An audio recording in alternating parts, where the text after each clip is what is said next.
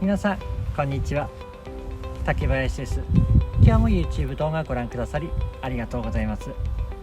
前回に引き続きまして IKEA 効果のお話をいたします。 IKEA 効果とは IKEA の家具のように自分で手がけたもの、苦労してやり遂げたものに関しましては特別な愛着が湧く心理です。さて、私は健康づくりの仕事をしております。この IKEA 効果を使って健康づくりというものを考えております。例えば喫煙者に対しましてタバコをやめましょうといったところで、喫煙者はそのような話は聞いてくれません。でも若い人に対しましてタバコを控えるようなポスターを作る、デザインを作るのを手伝ってくれませんかというと、結構な確率で喜んで手伝ってくれます。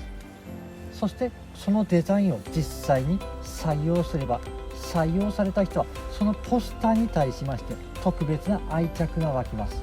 IKEA 効果が発動します。そのポスターに対する、禁煙ポスターに対する愛着が禁煙に対する愛着に変わると決めたものです。もちろん根っから